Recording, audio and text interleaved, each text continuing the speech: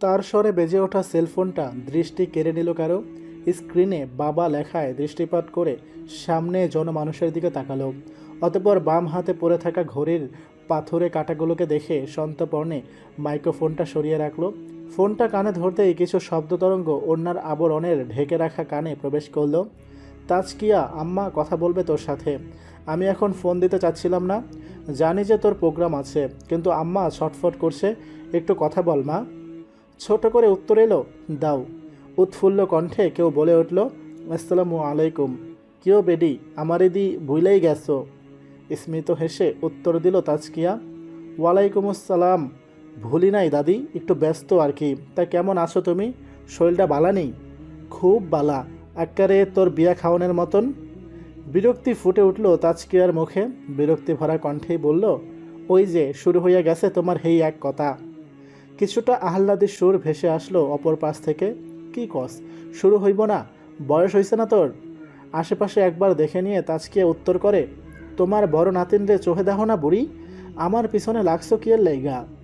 অভিমানী সুরে উত্তর আসে, বড় নাতিনের লগে আমার কোনো কথা নাই, তোর বিয়েই আগে খামু আমি। বিরক্তি উবে যায় তাজকিয়ার। কঠোর শক্তপোক্ত দাদিটা তার সাথে বড়ই আহ্লাদী অভিমানী কিশোরী যেন।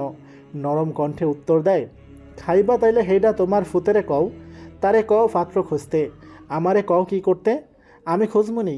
হেই সোমগাদো আবার ভালো লাগবো না তোমাগো। হুট করে একটা কণ্ঠ ভেসে আসে তাজকিয়ার পাশ থেকে। ফিসফিসানি কণ্ঠটা বলে ওঠে, তাজকিয়ার সময় হয়ে গেছে, এবার শুরু কর।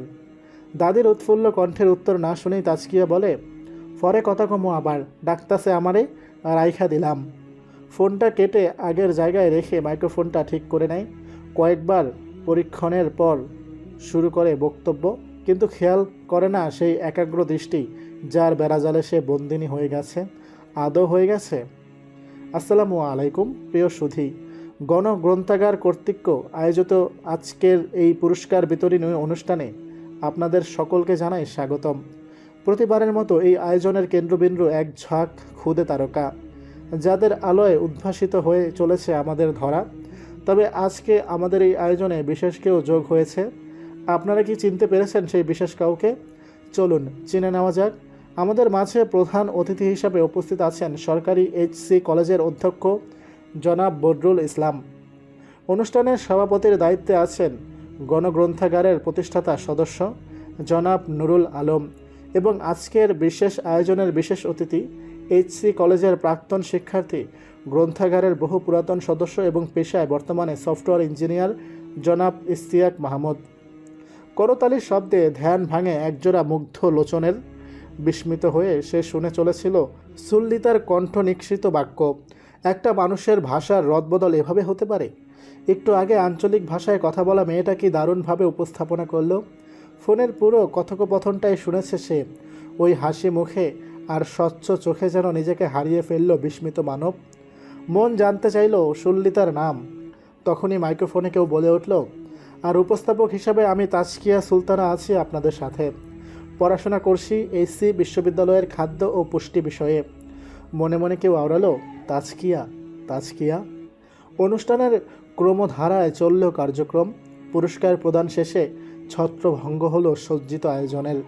একে একে বাড়ির পথ ধরল সকলে। বিদায় নিয়ে তাজকিয়াও চলল হোস্টেল পথে। তার প্রস্থানপানে কেউ চেয়ে রইল অনিমেষ, যেন খুঁজলো আবার দেখা হওয়ার কোনো মাধ্যম। কিন্তু মেয়েটা বড়ই এক ঘুয়ে যেন, চাইল না কোনো দিকে, চলে গেল সম্মুখে। গ্রন্থাগার থেকে বের হয়ে বিকেলের নরম আলো গায়ে লাগালো তাজকিয়া। এখনই সন্ধ্যা নেমে যাবে। সূর্যের প্রখর তেজ কমে এসে পথের ধারে খেয়াল করলো বছর সাতেকের এক শিশুকে। হাসি মুখে এগিয়ে গেল তার দিকে। কিরে টিটু, কি অবস্থা, দিনকাল কেমন যায়? মেয়েটাকে দেখে টিটু নামক শিশুর অধর প্রসারিত হলো। বড়ই মনোরম দেখালো সেই প্রসারণটুকু। প্রসন্ন হলো তাজকিয়ার মন। টিটু উত্তর দেয় হাসি মুখে, ভালা আপা, দিনকাল আল্লাহ দিলে ভালাই যায়। তো এখনও এখানে কি বাড়ি যাবি না? সন্ধ্যা হয়ে গেল তো। জামু আপা, আপনারা দেওয়ানের জন্য একটা গাজরা রাখছি, আপনি আজকে এইখানে আইবেন ওই দিন বললেন না, তাই আমি অপেক্ষা করতেছিলাম। সহাস্য মুখের জবাবের বিপরীতে মনে মনে খুশি হলেও সেটা দেখায় না তাজকিয়া। মেয়েকে রাগ নিয়ে বলে, প্রতিদিন আমারে ফ্রি গাজরা দিলে তোর ব্যবসা লাটে উঠবে। আমি শাড়ি পরে ঘুরে বেড়াই নাকি যে গাজরা লাগাবো? মেকি রাগ দেখে হাসে টিটু, বলে, আপনার হাতটা দেন, পরাইয়া দেই। হাত বাড়িয়ে দিয়ে তাজকিয়া চোখ রাঙিয়ে বলে, আজকেই শেষ কিন্তু। তারপর টিটুর ঘাড়ে এক হাত দিয়ে হেঁটে চলে পথ ধরে সন্তর্পণে। টিটুর অজান্তে 50 টাকার একটা নোট ভরে দেয় তার পকেটে। তাকে বিদায় জানিয়ে হোস্টেলের গলিতে ঢুকতেই স্রষ্ট ইন্দ্রিয় জানান দেয় কেউ তার পিছে আছে। তাকে কি কেউ অনুসরণ করছে? গ্রন্থাগার চত্বর থেকে বের হয়ে চাতক পাখির ন্যায় দৃষ্টি মেলে কাউকে খোঁজে ইশতিয়াক। নেই তো কোনো দিকে, চলে গেল মেয়েটা। তখনই চোখে পড়ে সুন্দর মনোরম এক দৃশ্য। চোখ আটকে যায় সেখানে। ছেঁড়া মলিন জামা পরা এক শিশু হাসি মুখে গাজরা পরিয়ে দিচ্ছে তাজকিয়ার হাতে। তাজকিয়ার স্বচ্ছ চোখের হাসিটা দৃষ্টিগোচর হয় ইশতিয়াকের। অজান্তেই তাদের অনুসরণ করা শুরু করে। তাজকিয়া হোস্টেলের গলিতে গেলেই টিটুর হাত খপ করে ধরে ইশতিয়াক। হকচকিয়ে যায় টিটু, গোল গোল চোখে তাকায় হাত ধরা ব্যক্তির দিকে। ইশতিয়াক তাকে টেনে নিয়ে যায় আরেক জায়গায়। অতঃপর ভাব জমানোর চেষ্টা করে, নাম কি? হঠাৎ আগন্তুকের এমন প্রশ্নে মনে সন্দেহের দ্বারা বাঁধল। ভ্রু কুচকে রেখেই উত্তর করে টিটু। টিটু? টিটু? ভাবনায় মজে ইশতিয়াক। কি দিয়ে মেয়েটার কথা জিজ্ঞেস করা শুরু করবে ভেবে পায় না। ইতিউতি করতে করতেই শুধায়, যেই মেয়েটা চলে গেল এই মাত্র, ওই মেয়েটাকে চেনো তুমি? কেমন খাপছাড়া প্রশ্ন। এবার আসল উদ্দেশ্য ধরতে পারে টিটু। আচ্ছা, এই ব্যাপার, পাল্টা প্রশ্ন করে সে। কেন, আপনার কি দরকার? থতমত খায় ইশতিয়াক। আসলেই তো, তার কি দরকার? কেন ঘন্টা দুয়েকের পরিচিত একটা মেয়ের খোঁজ নেওয়ার জন্য এমন ছোটাছুটি করছে ও জানে না, কিন্তু আপাতত মন মস্তিষ্ক ঠান্ডা করা প্রধান কাজ হয়ে দাঁড়িয়েছে, যার জন্য মেয়েটার খোঁজ নেওয়া আবশ্যক। আগোছালোভাবেই উত্তর দেয়, আসলে তোমার সাথে মেয়েটার আচরণ দেখে অবাক লাগলো। আজকাল তো মানুষ মানুষকে গোনেই না, সেখানে একটা মেয়ের এমন ব্যবহার চোখে লাগে না বলেও? এই জন্যই শুনছি। যেন কিছুটা কৈফতের সুর, কিছুটা মন গলানোর সুর, তবে সুরটা কাজে দিয়েছে বোধহয়। সন্দেহগ্রস্ত আখিদয় নিমেষেই নরম হয়ে যায়। স্মৃতি এসে ভর করে টিটুর চোখে। ইশতিয়াক খেয়াল করে সেটা, সুযোগটা কাজে লাগাতে চায়। রাস্তার ধারের ফুটপাতে বসে টিটুকে নিয়ে। দীর্ঘশ্বাস ছেড়ে টিটু বলে, হেডা আমার আপা, আপন মায়ের প্যাটার্ন না, কিন্তু আমি তারে আপন বইনি মানি। কথার ভাঁজে লুকানো অনুরক্তি দেখে খানিকটা বিস্মিত হয় ইশতিয়াক। বিস্ময় না লুকিয়েই বলে, আমাকে কি বলা যায় তোমার আপার কথা? কিভাবে সে তোমার আপা হয়ে উঠল? টিটু বোধহয় বলতে চাইল, এমন কথা মানুষকে বলতে তো কোনো দ্বিধা নেই। মানুষ জানুক আল্লাহ তার জীবনে একটা মেয়ের উসিলায় কত কিছু দিয়েছেন। আকাশপানে দৃষ্টি মেলে টিটু বলল, আপা এই শহরে আইছে 2 বছর চলে, তখন আমার বয়স 5 বছর হইব। রাস্তায় বৈশা ভিক্ষা করতাম। মায় কবে মরছে কইতে পারি না, তয় আশেপাশের মানুষে কয় আমার 2 বছরের সময় মায় মইরা গেছে। বুদ্ধি হওয়ানোর পর বাপেরে দেখি নাই, চেহারা অহন ঝাপসা লাগে। ভিক্ষা করা ধরছি পেটের টানে, বাপে ফালায়া থুইয়া গেছে গা, আমারে খাওয়াইব কে? তাই রাস্তায় বৈশা পড়লাম। আমার আরেক সঙ্গী আছে রাজু, হ্যাঁ আর আমি একসাথে ভিক্ষা করা শুরু করছি। ভিক্ষা শুরু করার মাসখানেক পর একদিন দেখি এক মাইয়া বাসের থেকে নাইমা মেলাক্ষণ ধইরা দাঁড়াইয়া রইছে। আমি আর রাজু কাছে গেলাম, বুঝবার পারলাম ঠিকানা চিনে না, পৌঁছাইয়া দিলাম। কি খুশি মাইয়ায়, খুশি হইয়া আমগরে 100 টাকার একটা নোট দিয়া কইল ভাগ কইরা নিতে। সেই দিন আমগো আর ভিক্ষাকরণ লাগে নাই, খুশিতেই পেট ভইরা গেছিল। এমনিই আপার লগে পরিচয়, আপার থাকার জায়গা চিনতাম, এর লাইগা ওই জায়গায় দাঁড়ায় থাকতাম। আপায় যদি দেখা কোনো কাম দেয়, আপায় মনে হয় বুঝবার পারছিল। একদিন এই ফুটপাতে আমারে আর রাজুরে একসাথে বসায়া 2 প্যাকেট বিরিয়ানি খাওয়াইছে, বড়লোক্য বিরিয়ানি। তারপর জিজ্ঞাসা করে আমরা কাম না কইরা ভিক্ষা করি কেন? আমরা কইলাম কাম তো কেউ দেয় না, কি করবো? আপায় কতক্ষণ চুপ কইরা থাইকা জিগাইল আমরা কাম করতে চাই কিনা। আমরা রাজি হওয়ানে তার এক বান্ধবীরে ডাইকা তার বাড়ির মালিক কাম দিল রাজুরে, আর কইয়া দিল যেন আমার কাছে ফুল বিক্রি করে। তারপর হেই ফুল দিয়া গাজরা বানান শেখাইল, আর কইল কেমনে বেচমো। আমার প্রথম খরিদ্দার আপায়। ওই দিন এমনিই আপার হাতে বাইন্দা দিছিলাম গাজরা। আমারে আগে কইছিল মালির কাম নিতে, আমি ইচ্ছা কইরা নেই নাই। হ্যাঁ গো, বাইত গেলে আপারে তো রোজ দেখবার পারবো না, তাই যাই নাই। আমার কেউ নাই, কিন্তু আপারে আমি নিজের বোন মানি, তারে না দেখা কেমনে থাকুম কন, তাই যাই নাই। রোজ আপা ভার্সিটি থেকে যখন বাইর হয় আমি পাহারা দিয়া নিয়ে আসি, আমার বোনটা যেন কেউ কিছু করতে না পারে। চোখে জল, মুখে হাসি। সেই হাসির উপর অস্ত যাওয়া সূর্যের রক্তাভ আলো যেন আরও একটু মমতা বাড়িয়ে দিল। ইশতিয়াক চেয়ে দেখল এক অদৃশ্য মায়ার বাঁধন, যেই বাঁধন সহজে বাঁধা যায় না, তবে একবার বাঁধতে পারলে ছিঁড়েও যায় না। একসাথে এত কথা বলে দম নিল টিটু, চোখ মুছে হাসি দিল। সেই হাসিতে রাজ্যের সুখ খুঁজে পেল ইশতিয়াক। এই যে সুখ, এখানে তো সুখের মেলা বসেছে। মায়ায় পড়ে টিটুর হাতে কিছু টাকা দিতে চাইলে টিটু নাকচ করে বলে, আপা আমারে কাম করা শেখাইছে, আর কইছে আমনে আমনে যেন কারো থেকে টেহা না নেই, কাম কইরা নেই, নাইলে আমাগো সম্মান কইমা যাইব। আপায়ও আমারে কোনোদিন এমনি টেহা দেয় নাই, কামের বদলেই দিছে। আমি নিমু না এই টেহা, যারা কাম করতে পারে না তাগো দিয়েন আপনি। খুশি হয় ইশতিয়াক, কি গভীর মূল্যবোধ মেয়েটা গেঁথে দিয়েছে এই ছোট্ট বালকের অন্তরে। টিটুর মাথায় হাত দিয়ে বলে, অনেক বড় হও। টিটু বলে, আমার আপার জন্য দোয়া করেন, আপারে যেন আল্লাহ একটা ভালো বর দেয়, এক্কেরে আমার আপার মতন। থমকে যায় ইশতিয়াক, আর কথা বলতে পারে না। প্রস্থান নেয় টিটু। ইশতিয়াক অপলক চেয়ে দেখে সেই প্রস্থান। হাঁটা থামিয়ে ব্যাগ থেকে মোবাইল বের করে তাজকিয়া। মোবাইল দেখার ভান করে খেয়াল করে অনুসরণকারীর আওয়াজ নেই। আবার চলতে শুরু করে একই গতিতে, তবে শব্দ কমিয়ে। এই তো আবার কেউ পিছু নিয়েছে। হুট করে ঘুরে দাঁড়ায়, মুহূর্তেই বেঁকে যায় ভ্রুজোড়া। ছেলেটা হকচকিয়ে যায়, এভাবে ধরা খাবে ভাবেনি। কি ব্যাপার দীপ্ত ভাই, আপনি এখানে? মোবাইল ব্যাগে রেখে সেখানে রাখা ছুরিটা হাত মুঠ করে ধরে রাখে। আজে বাজে কিছু করতে চাইলেই বের করে এক পোজ দিয়ে দেবে। কাউকে বিশ্বাস নেই আজকাল। এইসি ভার্সিটির মাস্টার্সে অধ্যয়নরত দীপ্ত মুখার্জি। ক্লাব করার সুবাদে পরিচয় তাদের। বিব্রতকর মুখে জবাব দেয়, ইয়ে না, তেমন কিছু না, একটু কাজে এসেছিলাম আর কি। কথার ফাঁকে দৃষ্টি ঘুরে আসে তাজকিয়ার সমগ্র দেহে। দৃষ্টি দেখে গা গোলায় তাজকিয়ার। বাঁকা কণ্ঠে উত্তর দেয়, কাজটা কি আমার সাথে? যেহেতু আমাকে ফলো করছিলেন। ধরা পড়া চোরের মতো মুখ করে দীপ্ত। মেয়েটা ধরে ফেললো কি করে, কি চালাক। আসলে তোমার সাথে আমার একটু জরুরি দরকার ছিল।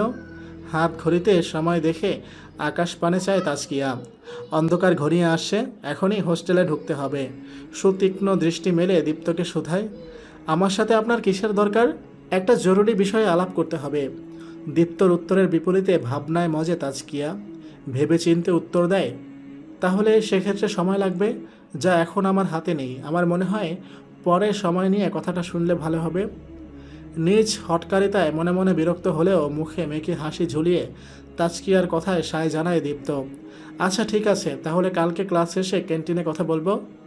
তীক্ষ্ণ দৃষ্টি বলিয়ে সেই মেকি হাসি পরখ করে তাজকিয়া। সে কোনো হাস্য রসাত্মক কথা বলেনি, তাহলে হাসির কারণ কি? আর সেই হাসি এমন মিথ্যে কেন? কিছু সন্দেহজনক লাগে তার কাছে। জি ঠিক আছে, আমি আসি। পা বাড়িয়ে মোড় নিতেই দেয়ালের সাথে সেটে দাঁড়ায় তাজকিয়া। দীপ্ত ফোন করছে কাউকে, তার আচরণ সন্দেহজনক। ছেলেটার উদ্দেশ্য কি? ওইদিকে দীপ্ত তখন বলে চলেছে, হ্যাঁ কথা হয়েছে। আরে সেই কথা না, ওইটা কালকে বলবো। ধুর, এই মেয়ে কেমনে তাকায়, মানুষ এমনে তাকায় থাকলে কথা বলা যায় নাকি? কালকে দেখবি কিভাবে ওই মেয়েরে। কথা বলতে বলতে চলে যায় দীপ্ত। সন্দেহ আরও গাঢ় হয় তাজকিয়ার। একটা মানুষের দৃষ্টি তখনই অস্বস্তিকর লাগে যখন নিজের মনে ব্যক্তি কিছু চেপে রাখে। দীপ্তর মনে চেপে রাখা বিষয়টা সে ধরতে পারছে না। এই ছেলের ডিপার্টমেন্ট আলাদা, কালে ভদ্রে দেখা হয়, ভালো মন্দ কোনো খোঁজ জানা নেই। খোঁজ নিতে হবে এখন। হোস্টেলে প্রবেশ করতে করতে মাগরিবের আজানের ধ্বনি কর্ণগোচর হয়। থমকে দাঁড়ায় তাজকিয়া। সব বেসুরো চিন্তার মাঝে একটুখানি ভালো লাগার সুর। কোনো নির্জন জায়গায় বসে আজানটা শুনতে পারলে ভালো হতো। এই তাজ, কি সিঁড়ির মাঝখানে দাঁড়ায় কি চিন্তা করিস? হয়ে যাওয়া প্রেমিকের নাকি না হওয়া বরের? উচ্চ কণ্ঠের মেয়েলি আওয়াজে ভাবনা থেকে ফিরে আসে তাজকিয়া। মিতালি ডাকছে 2 তলা থেকে। মেয়েটা তার রুমমেট। ফুস করে নিঃশ্বাস ফেলে উপরের দিকে পা বাড়ায়। তার চোখ মুখে এখনও লেগে আছে দুশ্চিন্তার প্রলেপ। সেটা বোধহয় খেয়াল করে মিতালি। মনোযোগীভাবে তাজকিয়ার চেহারা পরখ করে শুধায়, কাহিনী কি বলতো? গেলি তো অনুষ্ঠানে, তার চেহারা দেখে তো মনে হচ্ছে শ্রাদ্ধ থেকে আসলি। দৃষ্টি সরিয়ে মিতালির আনন পানে তাকায় তাজকিয়া। তাজকিয়ার চোখের ভাষা যেন পড়তে পারে মেয়েটা। উত্তেজিত হয়ে প্রশ্ন করে, কি হয়েছে রে, কোনো সমস্যা? তাজকিয়া উত্তর দেয় অবশেষে, এখনও হয়নি, কিন্তু মনে হচ্ছে হবে। কি হবে? দাঁড়া, নামাজটা পড়ে এসে বলি, তুই এখানেই থাক। সায় জানায় মিতালি। বারান্দায় দাঁড়িয়ে দেখতে থাকে আকাশের রঙের খেলা। একটু আগেই ছিল স্বচ্ছ নীল, তারপর হলো খানিকটা কমলা, এখন আস্তে আস্তে তমসায় আবৃত হয়ে যাচ্ছে। তার জীবনেও এমন একটা তমসাবৃত্ত সময় এসেছিল যখন হোস্টেলে উঠল, তখন তাকে দেখেই মেয়েরা কেমন নাক সিটকে তাকিয়েছিল। শূদ্র কিনা নিচু জাতের মানুষের দিকে বোধহয় সুন্দর করে তাকালে চোখ নষ্ট হয়ে যায়। মুসলিমদের সম্পর্কে আগে থেকেই তার ধারণা নেতিবাচক ছিল, তাই মুসলিম মেয়েরা তার থেকে দূরত্ব বজায় রেখে চললেও কিছু মনে হয়নি। কিন্তু যখন সনাতন ধর্মের মেয়েরা তাকে নিচু জাত বলে হেই প্রতিপন্ন করছিল, তার সাথে এক রুমে থাকবে না বলে হুলস্থুল বাঁধিয়েছিল, তখন কোত্থেকে একটা মেয়ে এসে হাসি মুখে বলল, হাই, আমি তাজকিয়া, আমার রুমমেট হবে? ভগ্ন হৃদয়, ক্লান্ত দেহ আর বয়ে আনা সামগ্রী নিয়ে সে তখন হোস্টেলের মাঠে বসেছিল। কোথাও ঠাঁই হয়নি, কেউ দেয়নি। এরকম পরিস্থিতিতে মেয়েটার কথা বিস্ময়কর লেগেছিল বইকি। একটা মুসলিম মেয়ে তাকে সাহায্য করতে চাচ্ছে, যেখানে তাকে দূরছাই বলে তাড়িয়ে দিয়েছে তার আপন ধর্মাবলম্বী মানুষ। কিছু বলতে পারেনি সে। মেয়েটাই তাকে নিয়ে গিয়েছিল রুমে। 2 বেডের ছোট্ট একটা রুমে এসে বসেছিল। রুমটা ছোট তো, তাই কেউ আসতে চায়নি। তুমি অ্যাডজাস্ট করে নিতে পারবে না? মাথা নাড়িয়ে সায় জানিয়েছিল মিতালি। জিজ্ঞেস করেছিল, আমার সাথে থাকতে তোমার কোনো অসুবিধা হবে না? না, অসুবিধা কেন হবে? তোমার নামাজ পড়তে সমস্যা হবে না? হেসে দিয়েছিল মেয়েটা। সেই হাসিতেই সহজ হয়ে গিয়েছিল মিতালি। হাসি মুখে উত্তর দিয়েছিল, এখানে 1000টা হিন্দু মেয়ে থাকলেও আমার নামাজে কোনো অসুবিধা হবে না। শুধু তোমার সাথে কোনো ছবি বা মূর্তি থাকলে আমি যখন নামাজ পড়ব তখন একটু ঢেকে রাখবে, তাহলেই হবে। এই তো, এভাবেই তাদের পথ চলা শুরু। সবার কাছে হেয় প্রতিপন্ন হওয়া মেয়েটা তাজকিয়ার কাছে যেন কি মূল্যবান। তাজকিয়ার কণ্ঠে ধ্যান ভাঙে মিতালির। সন্তপর্ণে মুছে ফেলে সুখ স্মৃতির অশ্রুবিন্দু। ফোনে কথা বলতে বলতে আসছে মেয়েটা। মিতালি জিজ্ঞেস করে, কে? আন্টি? কালকে বাবা মা আসবে, রাতে ফ্লাইট। বলা বাহুল্য, কালকের ফ্লাইটে তাজকিয়ার বাবা মা হজের উদ্দেশ্যে রওনা দিবেন। এখন বল, তখন কি নিয়ে এত চিন্তা করছিলি? খানিক থেমে তাজকিয়া উত্তর দেয়, দীপ্ত মুখার্জিকে চিনিস? তোদের ডিপার্টমেন্টের মাস্টার্সের স্টুডেন্ট। হ্যাঁ চিনি তো, কেন, কি হয়েছে? আজকে হোস্টেলে আসার রাস্তায় ওই ছেলে আমাকে ফলো করছিল। পথে ধরে ফেলায় তখন বলে আমার সাথে নাকি কি জরুরি কথা আছে। নজর ভালো নাই তোরটার। বিতৃষ্ণা ভরা অনুভূতি নিয়ে বলে তাজকিয়া। মিতালির প্রশ্ন, তোর সাথে ওর কী দরকার? আরে সেটাই তো, আমার কেমন যেন সন্দেহ লাগছে। বলেছি কালকে কথা বলবো ক্যান্টিনে। কোনো কাহিনী আছে বুঝলি? আমি চলে আসার পরে কাকে যেন ফোন করে আমার সাথে দেখা হওয়ার কথা জানালো। উদ্বিগ্ন দেখায় মিতালিকে। এই, তুই সাবধানে থাকিস, আজকালকার ছেলেপেলেদের কোনো ভরসা নেই। আচ্ছা শোন, আমি যখন ওর সাথে কথা বলবো তুই পাশের কোনো টেবিলে আগে থেকে বসে থাকবি, আমার সাথে না, আগেই যাবি, বুঝলি? সায় জানায় মিতালি। ক্যান্টিনে বসে আছে তাজকিয়া, সামনে দীপ্ত, পেছনের টেবিলে পেছন ঘুরে বসে আছে মিতালি। আপনি কিছু বলতে চেয়েছিলেন? নিজেকে গুছিয়ে নেয় দীপ্ত। ভীষণ চিন্তিত মুখ করে বলে, আমি আসলে অনেক সমস্যায় আছি, কিন্তু কাউকে যে বিশ্বাস করে কিছু বলবো সেরকম কেউ নেই। আমার কারো সাপোর্ট দরকার। একা একা এতটা পথ এসে আমি আর আগাতে পারছি না। তুমি কি আমাকে সাহায্য করবে? কুঞ্চিত ভ্রুজোড়া আরও বেঁকে যায় তাজকিয়ার। এসব কেমন ধোঁয়াশা ভরা কথা? আপনি কি একটু ক্লিয়ার করে বলবেন? দীর্ঘ এক শ্বাস নিয়ে দীপ্ত বলে, আমি মুসলিম হতে চাই। সামনে তাজকিয়া এবং পেছনে মিতালি দুজনেই চমকে ওঠে। একজন হিন্দু ধর্মাবলম্বী ব্যক্তি মুসলিম হতে চায়, এটা যে কোনো মুসলিমের কাছে যার পরনাই আনন্দের বিষয়। কিন্তু ততটাই বিপরীতমুখী প্রতিক্রিয়া দেখাবে একজন হিন্দু ব্যক্তি। কিন্তু এই মুহূর্তে তাজকিয়া এবং মিতালি উভয়ের মনে একই প্রশ্ন, তাহলে আমি কি করব?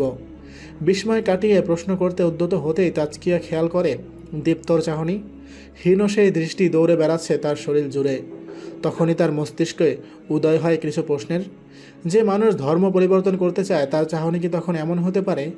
তার চোখে তখন থাকে সত্য আলিঙ্গনের হাহাকার, ব্যাকুল হয়ে থাকে সত্য গ্রহণের জন্য। বিধ্বস্ত অবস্থার মাঝেও তার মনে থাকে শান্তি। কিন্তু দীপ্তর অবস্থা দেখে তার কোনোটাই মনে হচ্ছে না। আর সবচেয়ে বড় কথা, এখানে আমার কি কাজ? আমি কি করব? এই প্রশ্নটাই তৎক্ষণাৎ করে সে। এক্ষেত্রে আমি কি করতে পারি? এমন একটা কথার পর এরকম নীরব প্রতিক্রিয়া যেন কাম্য ছিল না দীপ্তর। থতমত খায় সে, আমতা আমতা করে বলে, আমাকে একটু সাহায্য করবে। প্রথমত, আমি কোনো স্কলার নই। আপনার উচিত এখন একজন স্কলারের সাথে কথা বলা, যার এই বিষয়ে জ্ঞান আছে। ভালো হয় আপনি কোনো মসজিদের ইমামের সাথে কথা বললে। দ্বিতীয়ত, আমাদের ভার্সিটিতেই একটা গ্রুপ আছে যারা আপনাকে সাহায্য করতে পারবে। আমার মনে হয় আপনিও তাদের কথা জানেন। আপনার উচিত তাদের কাছেই যাওয়া। দীপ্ত ভেবেছিল তাজকিয়ার কাছে এই কথা বললে সে আনন্দে উদ্বেলিত হয়ে তাকে সাহায্য করার জন্য যে কোনো কাজ করবে, কিন্তু এই মুহূর্তে তার ঠান্ডা অভিব্যক্তি দেখে চিন্তা ভাবনা সব এলোমেলো হয়ে যায়। তাজকিয়ার চিন্তার রাজ্যেও তখন ঝড় উঠেছে। কালকের দীপ্তর ব্যবহার, আজকের কথাবার্তা সব কিছুই যেন অসঙ্গলগ্ন লাগছে। কেন এমন হচ্ছে? আশা করি আমাকে আর ফলো করবেন না। এমন কথায় চমকে উঠে দীপ্ত, দেখে তাজকিয়ার প্রস্থান। তাহলে তার প্ল্যানের কি হবে? ব্যস্ত মহাসড়ক, এয়ারপোর্টের ব্যস্ততা যেন তার চেয়েও বেশি। সূর্য এখনও অস্ত যায়নি, কিন্তু রাতের জন্য তারা বোধহয় সূর্যের চেয়ে মানুষের বেশি। সেই ব্যস্ত মহাসড়ক পেরিয়ে এয়ারপোর্টে তাজকিয়া আর মিতালি। রাতে তাজকিয়ার মা বাবার ফ্লাইট। তখন তো আর এখানে থাকা সম্ভব না। হোস্টেলের টাইম শিডিউল, সময়ের কাটা একটু এদিক ওদিক হলেই আর ঢুকতে পারবে না। তাই আগেই বাবা মায়ের সাথে দেখা করে যাচ্ছে। আর মিতালি, সে তো সকালের ওই ঘটনার পর থেকে অস্থির। দীপ্তর কথা সুবিধার লাগেনি। আজকাল কত কিছু হচ্ছে, তাই মেয়েটাকে আর একা ছাড়তে মন চাইল না। চলে আসলো তাজকিয়ার সাথে, ওকে নিয়েই হোস্টেলে যাবে। তাজকিয়ার বাবা মায়ের থেকে বিদায় নিচ্ছে। শোনো বাবা, ওখানে যেয়ে কিছু ভিডিও করতে যাবা না যেন। আল্লাহ সুযোগ দিলে আমি যখন যাব তখন যা দেখার দেখতে পারবো। আমাকে দেখানোর জন্য তোমরা নিজেদের কোনো কাজে গাফলতি করবা না। মেঘ নেমে আসা মুখে সায় জানায় তাজকিয়ার বাবা। কই ভেবেছিলেন যেখানে যাবে সব ভিডিও করে রাখবে মেয়েদের দেখানোর জন্য? আর এই মেয়ে নিষেধাজ্ঞা জারি করে দিল। তখনও শেষ হয়নি তাজকিয়ার কথা। আর মা, একটু পরপর ভিডিও কল দিবা না। ওখানে তোমাদের যেটা করতে বলবে সেইটা মন দিয়ে করবা। সবচেয়ে ভালো হয় অনলাইনে না আসলে। তড়িৎ গতিতে কিছু করার ভঙ্গিতে বলে, বাবা ফোনটা দাও তো তোমার, ফেসবুকটা ডিঅ্যাক্টিভ করে দেই, দেশে আসলে আবার অ্যাক্টিভেট করে দিব। ঘন্টার পর ঘন্টা ফেসবুক স্ক্রল করা বাবা আর একটু পর পর ভিডিও কল করা মা, দুজনেরই মন খারাপ। সেই মন খারাপ নিয়েই মা বলেন, তাহলে তোর সাথে তাসমিয়ার সাথে যোগাযোগ করব কি করে? হোয়াটসঅ্যাপে কল দিবা, কিন্তু শুধু রাতে, সারাদিনের কাজ শেষ করার পর। ভালো কথা। দাদি আর আপু কোথায়? বাসায় একা রেখে আসছো? উত্তরে বাবা বলেন, না, তোর বড় কাকার বাসায় আছে, ওখানেই থাকবে এই কয়েকদিন। বাবার ফোন ফেরত দিয়ে হাত ঘড়ির দিকে নজর দিয়ে সময় দেখে তাজকিয়া। এখনই বের হওয়া প্রয়োজন। মিতালিকে ইশারায় সেটা বোঝাতেই সেও বিদায় নেয় তাজকিয়ার বাবা মায়ের থেকে। হোস্টেলের পথ ধরে উভয়েই। আমার হইছে যত জ্বালা, সারাদিন তাদের ফরমায়েশ খাটো, এইটা করো ওইটা করো। আমার কষ্ট দেখার কেউ আছে? নাই। তা থাকবে কেন? সারাটা দিন বাড়িতে আমি একা একা থাকি, আমার কথা কেউ ভাবে? ভাবলে তো কবেই আমার কথা শুনতো। শুনতে হবে না, কাউকে আমার কথা ভাবতে হবে না। এবার আমি বাড়ি থেকে বের হয়ে যাব, যেদিক দুই চোখ যায় চলে যাব। আর সহ্য করবো না এসব। আস্তে ধীরে খাওয়া শেষ করে হাত ধুতে ধুতে মায়ের দিকে চোরা চোখে তাকিয়ে ইস্তিয়াক উত্তর দেয়, আজকে আব্বু আসলেই বলবো আরেকটা বিয়ে করে নিতে। আমার আম্মু সারাদিন বাড়িতে একা থাকে, তার একটা সঙ্গীর প্রয়োজন। আর আমার আব্বু সেই কথা ভাবেই না। এসব তো মানা যায় না। ভীষণ চিন্তিত মুখ করে বলতে থাকে ইস্তিয়াক। কথাটা বলা শেষ হলেই পিঠে ধুম করে এক আঘাতে কুঁকড়ে ওঠে। খ্যাক করে ধমকে ওঠেন মা। এই, আমি তোর সংসার গোছানোর কথা ভাবছি আর তুই আমার সংসার ভাঙার কথা ভাবছিস? এই, তুই আসলেই আমার ছেলে তো, নাকি হাসপাতালে অদল বদল হয়ে গেছে? হায় আল্লাহ, আমার ছেলেটা কই? মায়ের বিলাপে যোগ দেয় ছোট ভাই ইমতিয়াজ। আমি বলছিলাম না আম্মু, এইটা আমার ভাই হইতেই পারে না। নিশ্চয়ই হাসপাতালে পাল্টায় গেছে। দেখছো, মিলল না এখন। কথা শেষ করতে মাথার পেছনে একটা গাঁটটা খায়।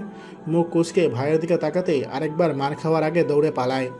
মাকে ঠান্ডা করতে জড়িয়ে ধরে ইস্তিয়াক। ও আম্মু, এমন করে রাগ করে আছো কেন? তুমি রাগ করে থাকলে আমার ভালো লাগে? মুচড়া মুচড়ি করতে থাকে মা। জবাব দেন, থাক, এখন আর ঢং করতে হবে না। আমার কষ্ট যে বোঝে না, আমি তার কেউ না। আরও শক্ত করে ধরে ইস্তিয়াক। শান্তস্বরে বলে, আমি তোমার কষ্ট বুঝি আম্মু। আচ্ছা যাও, বিয়ে করব আমি। চকচক করে ওঠে মায়ের মুখ। সত্যি করবি? তাহলে মেয়ে দেখা শুরু করি। না, মেয়ে দেখতে হবে না। ভ্রু কুঁচকে মা প্রশ্ন করেন, তাহলে কাকে বিয়ে করবি? তোর পছন্দ আছে? উত্তর পাওয়ার আগেই আবার বলেন, এই শোন, আমার পছন্দ না হলে কিন্তু ওই মেয়ে বাদ, বলে দিলাম। আমার পরিবারের সাথে মিলে চলতে পারে এমন মেয়ে হতে হবে। হাসি মুখে দৃশ্যপথে তাজকিয়ার কথা ভেবে ইস্তিয়াক উত্তর দেয়, সেই খোঁজই তো নিব। আমার আম্মুর পছন্দ না হলে বাদ। কয়েকটা দিন সময় দাও, খোঁজখবর নিয়ে তারপর তোমাকে জানাবো। সায় জানান মা। মায়ের মাথায় স্নেহের পরশ বুলিয়ে সুললিতার কথা ভাবতে বসে ইস্তিয়াক। ক্লাস শেষ করে বের হলো তাজকিয়া। মিতালি আজকে সাথে নেই, অসুস্থ মেয়েটা, একাই হোস্টেলে ফিরতে হবে। মাঠটা কেমন জনশূন্য দেখায় তাজকিয়ার কাছে। ভাবনার রাজ্য মাথায় নিয়ে হাঁটতে থাকে। হুট করে কেউ হাত ধরে টান দেওয়ায় সদ্বেদ ফিরে আসে। হাতের দিকে তাকিয়ে সামনের মানুষটার দিকে চায়, দৃষ্টিটা বদলে যায়। অগ্নি দৃষ্টি যেন ভস্ম করে দেবে অপর পক্ষকে। চাহনি দেখে হাত ছেড়ে দেয় দীপ্ত। আমতা আমতা করে বলে, ডাকছিলাম শুনছিলে না তাই। ভীষণ শানিত কণ্ঠে তাজকিয়া জবাব দেয়, তাই বলে আপনি আমার হাত ধরতে পারেন না, সেই অনুমতি আপনাকে আমি দেইনি। এই মেয়ের দৃষ্টি কণ্ঠ দীপ্তর গোছানো ভাবনাকে এলোমেলো করে দেয়। এরকম তো আগে হয়নি, এই প্রথম কোনো মেয়ের সামনে এসে খেই হারিয়ে ফেলছে সে। থেমে পড়া যাবে না, জিততে ওকে হবেই। আবারও সেই কণ্ঠে ভাবনা থামে তার। কী সমস্যা, সরে দাঁড়ান। আমি তোমার কাছে একটা সাহায্য চেয়েছি, তোমার উচিত আমাকে সাহায্য করা। খানিকটা জোরের সাথে উচ্চ কণ্ঠে বলে দীপ্ত। আশেপাশে তাকিয়ে তেমন কাউকে পায় না তাজকিয়া। আড়ালে থাকা ব্যক্তিকে কি আর দেখা যায়? বিরক্ত হয় মেয়েটা। তার স্পষ্ট এড়িয়ে যাওয়ার পরেও দীপ্তর এমন ব্যবহারের মানে কি? আমি আপনাকে কাল এই ব্যাপারে বলেছি, এসব বিষয়ে আমার জানাশোনা কম, তারপরও আজকে এখানে আসার মানে কি? তড়িঘড়ি করে দীপ্ত বলে ওঠে, তোমাকে অত কিছু জানতে হবে না, তুমি শুধু আমার পাশে থাকলেই হবে। মনে মনে আওড়ায়, আমি তো চাই যেন তুমি কিছু না জানো। সন্দেহ ভেসে ওঠে তাজকিয়ার চোখে। আমি আপনার পাশে থাকবো কেন? কি হই আমি আপনার? হও না, কিন্তু হতে কতক্ষণ? এসব হেয়ালি কথা ছাড়ুন, আমাকে যেতে দিন। তাজকিয়া চলে যেতে উদ্যত হতেই আবার হাত ধরে দীপ্ত। মেজাজ চড়ে ওঠে মেয়েটার। খানিকটা উচ্চ কণ্ঠেই বলে, সমস্যা কি আপনার? অ্যাভয়েড করছি বুঝতে পারছেন না? বারবার হাত ধরেছেন কেন? কি চাই আপনার? তোমাকে। কি? তোমাকে? তোমাকে আমি পছন্দ করি তাজকিয়া। এই তো ঠিক এই চিন্তাটাই করেছিল তাজকিয়া। টান মেরে হাত ছাড়িয়ে বলে, কিন্তু আমি আপনাকে পছন্দ করি না। হন্তদন্ত হয়ে দীপ্ত বলে, কেন? আমি মুসলিম না বলে? কালকে তো তোমাকে বললামই আমি মুসলিম হতে চাই। আপনার যা ইচ্ছা আপনি হতে পারেন, তাতে আমার কিচ্ছু যায় আসে না। আমি আপনাকে পছন্দ করি না মানে করি না, যেতে দিন আমাকে। আবারও পথ আটকায় দীপ্ত। আমার দোষটা কি? এমন করছো কেন? ধৈর্য হারা হয় তাজকিয়া। রাগে হিস হিস করতে করতে জবাব দেয়, আমার সাথে ভণ্ডামি করতে আসেন? কি মনে হয় আমাকে? কিছু বুঝি না আমি? আমাকে বোকা ভাবলে সবচেয়ে বড় ভুল করবেন। হাতের লাল সুতো এখনও খোলেননি, সকালে পূজা দিয়ে এসেছেন, সেই তিলকটাও ভালো করে মুছে আসেননি। আপনি মুসলিম হতে চান? এটা আমাকে বিশ্বাস করতে হবে? ইতর কোথাকার! প্রথম কথায় মুখোশ খুলে যাওয়ার আভাস পেলেও পরের কথাটুকুতে রেগে যায় দীপ্ত। এই মেয়ে, আমাকে ইতর বলো কোন সাহসে? জানো আমি কে? চাইলে তোমার কি হাল করতে পারি? জানা আছে তোমার? অবশ্যই জানি। আপনি দীপ্ত মুখার্জি। ভালোভাবে বললে একটা ভণ্ড, ইতর, অসভ্য, যার চোখে সমস্যা, মনে সমস্যা, এখন মনে হচ্ছে মাথায়ও সমস্যা। তাজকিয়ার হাত মুষড়ে ধরে দীপ্ত। এত তেজ কই থেকে আসে তোর? তেজ দেখাস আমারে? তোর তেজ বাইর করব আমি। ভালো কথা বললাম, ভালো লাগে নাই, তাই তো? দেখ এবার কি করি তোর সাথে। আমার কথায় তুই উঠবি আর বসবি। তোরা নাচাইতে যা যা করতে হয় তাই করবো আমি, মাগি। আশেপাশে সাহায্যের আশায় তাকায় তাজকিয়া। কেউ নেই। এই সময় তো ক্যাম্পাস এভাবে ফাঁকা হয় না, তাহলে কাকে ডাকবে ও? কোনো উত্তর না পেয়ে দীপ্তর এক পায়ের পাছনে লাথি বসায়। হাঁটু ভেঙে পড়ে যায় দীপ্ত। সেই সুযোগে হাত ছাড়িয়ে দৌড়ে দৃষ্টিসীমা অতিক্রম করে তাজকিয়া। সেদিকে তাকিয়ে ক্রূর হেসে দীপ্ত বলে, চীনা যখন আমারে ফেলসই ললো না, তোমারে তো আর আমি ছাড়ছি না। দৌড়াতে দৌড়াতে রুমে যায় তাজকিয়া। ওর এই অবস্থা দেখে ভয় পেয়ে যায় মিতালি। তাজকিয়া বসতেই ওকে এক গ্লাস পানি এগিয়ে দেয় সে। তখনই খেয়াল করে তাজকিয়ার কবজির কাছে লাল দাগ। উদ্বিগ্ন হয়ে ওঠে মেয়েটা। তাজ, তোর হাতে কি হয়েছে? দম নেয় তাজকিয়া, আবার শুধায় মিতালি, কিরে বল কি হয়েছে? ঘটে যাওয়া পুরো ঘটনাটা শোনায় তাজকিয়া। ভয়ে কেঁপে ওঠে মিতালির মন। হুট করে জড়িয়ে ধরে তাজকিয়াকে। তোর সাথে ওর কিসের শত্রুতা তাজ? ও তোর সাথে এমন করছে কেন? ওর সাথে আমার কোনো শত্রুতা নেই মিতা, তবে আমার মনে হয় এর পেছনে ওর বিশেষ মোটিভ আছে।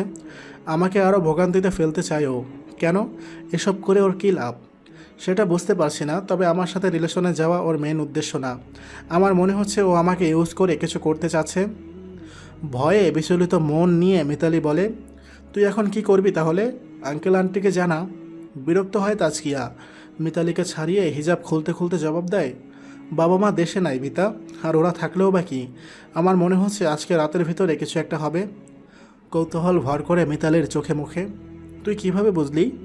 চিন্তিত ভূমিতে জবাব দেয় তাজকিয়া। কি জানি, মনে হচ্ছে। ওর হাবভাব দেখে মনে হলো না ও এতটুকুতেই থামবে। কপালে হাত রেখে বিড়বিড় করে মিতালি বলে ওঠে, এ আবার কোন নতুন বিপদ? আকাশে মেঘের ঘনঘটা মিটিমিটি করে জ্বলতে থাকা তারার রাজ্যকে ঢেকে দিয়ে সদর্পে সেই জায়গা দখল করে নিয়েছে মেঘ রাজ্য। রাশি রাশি কালো মেঘ এখনই যেন ভেঙে পড়ছে ধরণীর বুকে। এমন কঠিন আবহাওয়ায় স্বস্তিতে নেই মিতালি। রাতের খাওয়ার পর্ব চুকিয়ে বাসন ধুতে গেছে তাজকিয়া। রুমে থাকা তার ফোন অনবরত বেজে চলেছে। আননোন নাম্বার হওয়ায় রিসিভ করছে না মিতালি। আজকে সকালের পর থেকে সব কিছুতেই ভয় পাচ্ছে সে। এই যে ফোন বেজে চলেছে, এটার শব্দও যেন তার কাছে বজ্রপাতের শব্দের মতো লাগছে। বারান্দায় যে হাঁক ছেড়ে ডাকে তাজকিয়াকে। কাজ গুছিয়ে আসে তাজকিয়া। ফোন বাজতে দেখে ধরতে দিলেই মিতালি বলে লাউড স্পিকারে দিতে, তাই করে সে। ওপাশ থেকে ভেসে আসে এক কণ্ঠ, কি ভেবেছিস তোকে ছেড়ে দিয়েছি? এখনও সময় আছে, আমার প্রস্তাবে রাজি হয়ে যা। চোখ মুখ শক্ত হয়ে আসে তাজকিয়ার। ইতরটা ফোন দিয়েছে, ভয়ে কাঁপে মিতালি। শক্ত কণ্ঠে তাজকিয়ার জবাব দেয়, কি সমস্যা আপনার? আমার পেছনে এভাবে লেগেছেন কেন? কিসের শত্রুতা আমার সাথে আপনার? কোনো শত্রুতা নেই তো সুন্দরী, তোমার পেছনে লেগেছি কারণ তুমি আমার টার্গেট, এই মাসের টার্গেট। ওইসব কথা বাদ দাও, তোমাকে লাস্ট একটা সুযোগ দিতে ফোন দিয়েছি। আমার প্রস্তাব মেনে নাও, না হলে তোমার জীবনে ধ্বংস দেখবে নিজের চোখে, কিন্তু কিচ্ছু করতে পারবে না। তাজকিয়া হাত খামচে ধরে মিতালি। শক্ত কণ্ঠেই তাজকিয়া জবাব দেয়, কী প্রস্তাব? শিকারি মুঠোয় পাওয়ার আনন্দে নেচে ওঠে দীপ্তর মন। ভাবে এই যে শিকার ধরা দিচ্ছে। হাসি মুখে জবাব দেয়, কালকে সকাল 10টার ভিতরে ক্যাম্পাসে থাকবে। তারপর আমি আর তুমি আমাদের প্রথম ডেটে হোটেলে যাব। আফটার অল তুমি আমার গার্লফ্রেন্ড। দাঁত মুখ খিচে কথাটুকু শোনে তাজকিয়া। হোটেলে ঠিক কোন ধরনের ডেট হতে পারে তার ভালো করেই জানা আছে। সে অসভ্যটার কোন জন্মের গার্লফ্রেন্ড? আর আগে মাথা দপদপিয়ে ওঠে, সহ্য করতে পারে না আর। মিতালির বিস্ফোরিত নেত্র অগ্রাহ করে চিৎকার দিয়ে বলে ওঠে, জানোয়ার, কোন সাহসে তুই আমাকে এসব প্রস্তাব দিস? মানলাম না আমি তোর প্রস্তাব, যা ইচ্ছা কর তুই, বাটপার কোথাকার। কি মনে হয় তুই যা বলবি আমি তাই শুনবো? কোনো দিন না, মর তুই। খট করে ফোন কেটে দেয়। জোরে জোরে দম ফেলছে সে। ওইদিকে মিতালি দৌড়ে যেয়ে দরজা বন্ধ করে। কেউ শুনে ফেললে কি হবে? চোখে পানি এসে যায় তার। মেয়েটার সাথে এমন হচ্ছে কেন? টুং করে শব্দ হলে ফোনের দিকে নজর যায়। তাজকিয়ার ফোনে মেসেজ এসছে। স্ক্রিন অন করতেই ভেসে ওঠে কিছু শব্দ। এবার নিজের ধ্বংস দেখার জন্য প্রস্তুত হও। বাইরে কঠিন বজ্রপাত হচ্ছে, আকাশ ভেঙে বৃষ্টি নেমেছে। সেই সাথে গুমোট হয়েছে দুটো অন্তর। অপেক্ষা ভয়ানক কিছুর। ভার্সিটির উদ্দেশ্যে বের হচ্ছে তাজকিয়া আর মিতালি। নিজেকে যথেষ্ট স্বাভাবিক রাখার চেষ্টা করে চলেছে সে। মনে দানা বাঁধা ভয়কে চাপা দিয়ে রাখতে চাচ্ছে, কিন্তু মিতালির অবস্থা খারাপ। কাল সারা রাত ঘুম হয়নি তার। চোখ লেগে গেলেই ধরফরিয়ে উঠছে। পাশের বেডে তাকিয়ে দেখছে তাজকিয়া ঠিক আছে নাকি। মাঝে মাঝে উঠে যেয়ে ওর মাথার পাশে বসে থেকেছে। কতক্ষণ হাত বুলিয়ে দিয়ে এসেছে মাথায়। প্রার্থনা করে চলেছে মেয়েটার যেন কোনো বিপদ না হয়। কিন্তু ওর ঘুম দেখে অবাক হয়েছে। মেয়েটা এত নির্ভর কীভাবে? রুম লক করে বের হতেই কিছু বাঁকা দৃষ্টির সম্মুখীন হয় তাজকিয়া। সিনিয়র জুনিয়র সবাই কেমন চোখে তাকাচ্ছে তার দিকে। পাত্তা না দিয়ে সামনে চলতে থাকলে এক সিনিয়র এসে দাঁড়ায় তার সামনে। মুখে তাচ্ছিল্য ফুটিয়ে বলে, হা, তোর যে তলে তলে এত শয়তানি সেটা আমি আগেই আঁচ করেছিলাম। ভালো মানুষের মুখোশ পরে থাকা, তাই না? ভ্রুজোড়া কুঁচকে আসে তাজকিয়ার। এসব কি কথা? সে জানে এই মেয়ে তাকে কোনো অজানা কারণে পছন্দ করে না, কিন্তু তাই বলে এভাবে কোনোদিন কথা বলেনি। এসব কি ধরনের কথা আপু? কি বলতে চাচ্ছেন আপনি? আহারে, কিছু বোঝে না মেয়ে। কি মাসুম, তা এতই যখন উতলা, তুই রাস্তায় যেয়ে দাঁড়া, কাস্টমার পেয়ে যাবি।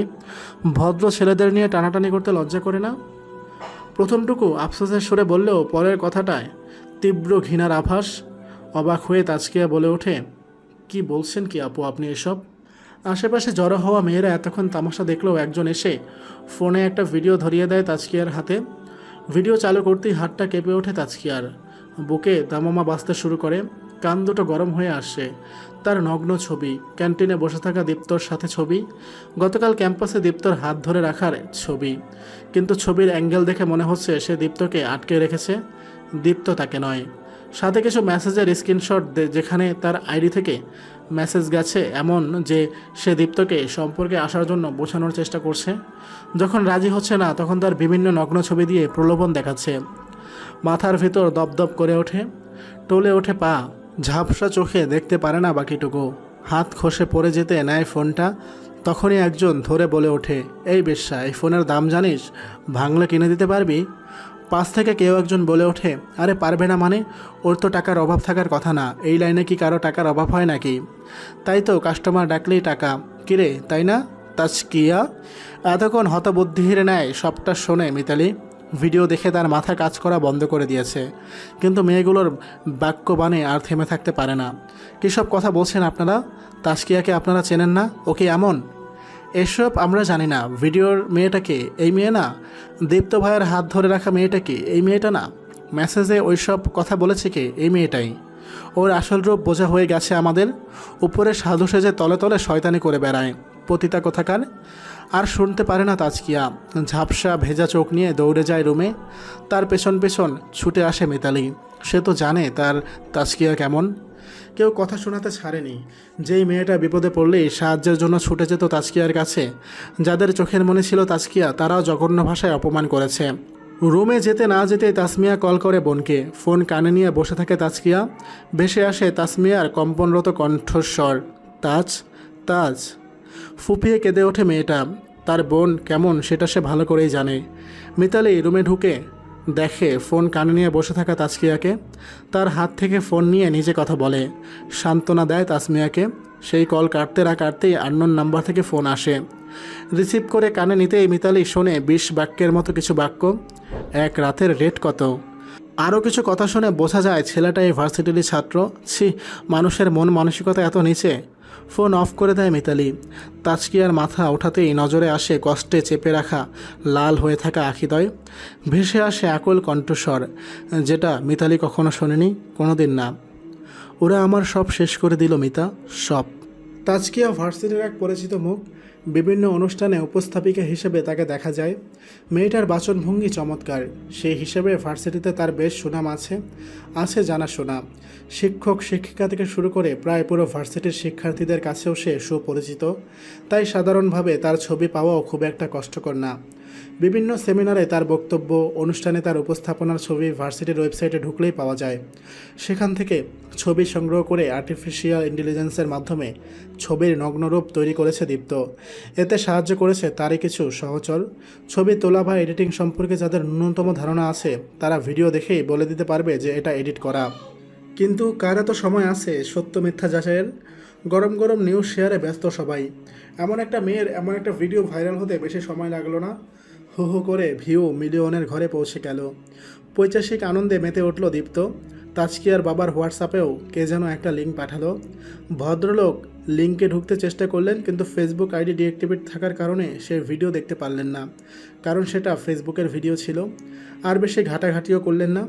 মেয়ে বলে দিয়েছে দেশে যাওয়ার আগে যেন ফেসবুক আর না চালান। নিজ কাজে মন দিলেন। চারদিকের উত্তপ্ত 20 বাক্য থেকে তখন তাজকিয়াকে রক্ষার লড়াইয়ে মেতেছে মিতালি। তাজকিয়ার বন্ধ ফোন আর সে চালু করেনি। মেয়েটার সাথে সাথে সে থাকছে, যদি উল্টাপাল্টা কিছু করে ফেলে। তাকে রুম থেকেও বের হতে দেয়নি মিতালি। যাবতীয় কাজ সে করে চলেছে তাজকিয়ার হয়ে। সেদিন রাতে সে তাজকিয়ার বিছানায় তার সাথেই ঘুমালো। মাঝ রাতে দেখলো বিছানা ফাঁকা। ভয়ে তাড়াহুড়ো করে উঠতে গেলে আধো আলো আধো অন্ধকারে ভেসে উঠল সিজদারত এক মেয়ের প্রতিচ্ছবি। তার করুণ কান্নার স্বর দেওয়ালে দেওয়ালে প্রতিধ্বনিত হয়ে মিতালির কর্ণকুহরে প্রবেশ করছিল। কেঁপে কেঁপে ওঠা দেহ দেখে কান্নার মাত্রা ধরতে পারল না সে। তার চোখে অশ্রু ভিড় করল। সৃষ্টিকর্তার কাছে প্রার্থনা করল প্রাণপ্রিয় বান্ধবীর জন্য। বসে থাকলো নামাজ শেষ হওয়ার পর্যন্ত।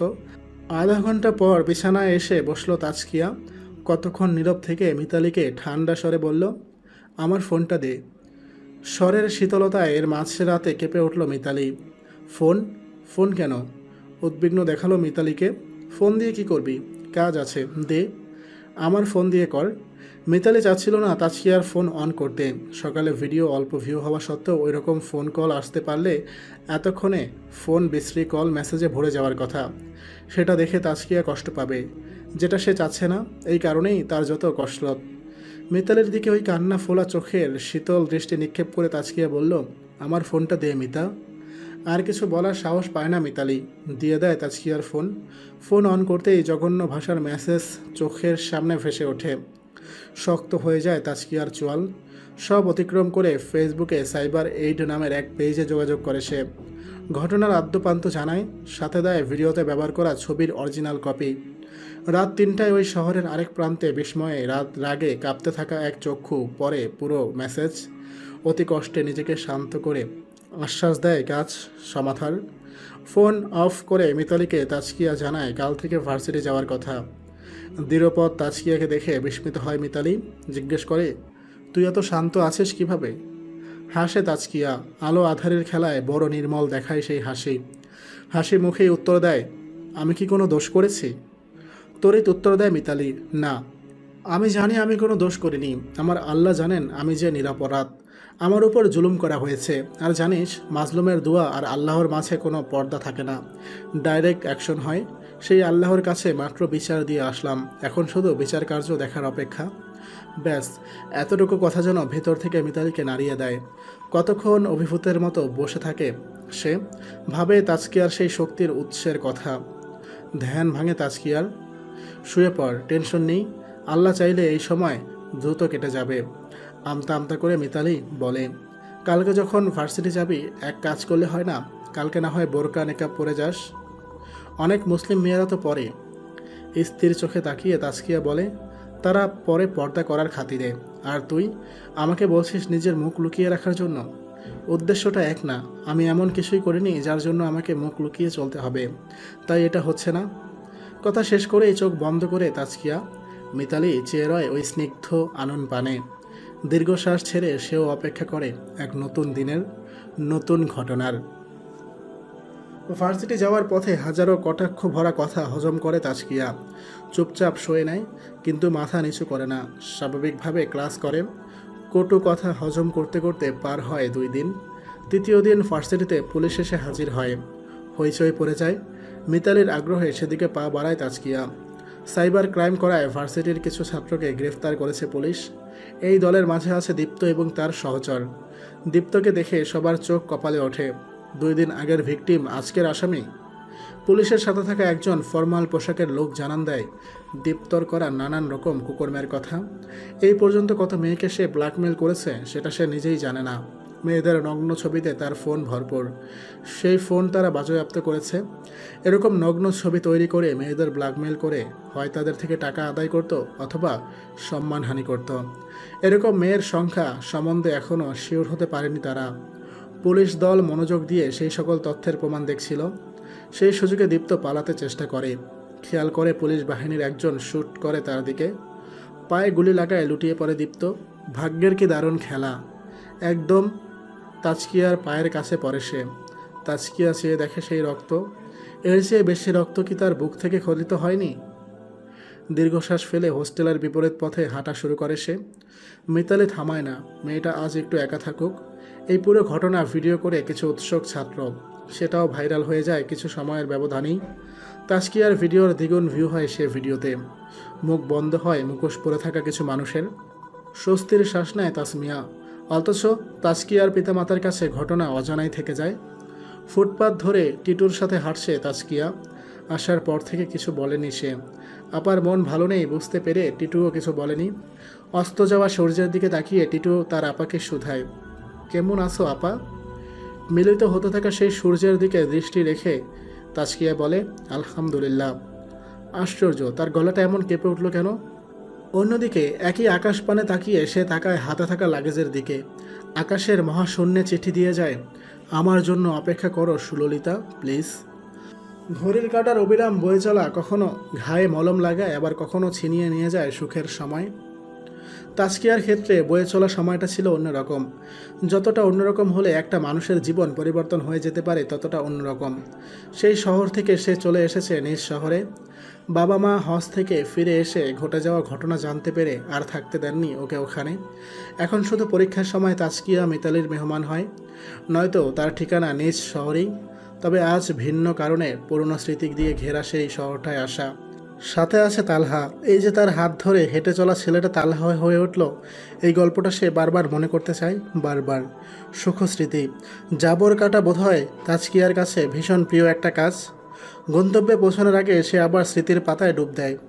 তাজকিয়াকে আপা মনে করা টিটু যখন জানলো তার আপা এই শহর ছেড়ে চলে যাবে, কি কান্নাটাই না কেঁদেছিল সে। কোনোদিন কি এভাবে কেঁদেছিল টিটু? কাঁদেনি। তার পাশে তো তার আপা ছিল, কিন্তু আপা চলে গেলে টিটুর কান্না দেখে তাকে আর ছেড়ে আসতে পারে না তাজকিয়া। তাকে নিয়েই বাড়ির পথে হাঁটা দেয়। পরিবারকে জানায় এটা তার ভাই। মেয়ের চিন্তায় অসুস্থ বাবা মেয়েকে ফিরে পেয়েই খুশি হন, তাই মেয়ের ইচ্ছায় বাধা দেন না। তবে বাদ সাধে টিটু নিজেই। সে জানায় সে তার আপার কাছে পাশে থাকতে চায়। তার মানে এই না তাকে তার বাসায় থাকতে হবে, কিন্তু তাজকিয়া তাকে আবার সেই পথে ফিরে যেতে দিতে নারাজ। পরিবারের সবার সম্মতিতে কাছের একটা বোর্ডিং স্কুলে টিটুকে ভর্তি করে দেওয়া হয়। জন্ম নিবন্ধনের জন্য বাবা মায়ের জাতীয় পরিচয়পত্রের দরকার, যেটা টিটুর ছিল না। তাজকিয়ার মা অগ্রগামী হয়ে নিজের এবং স্বামীর পরিচয় দিয়ে ভর্তিতে সাহায্য করেন। সেই থেকে তাজকিয়ার বাবা মা হয়ে উঠল টিটুর আব্বা আম্মা।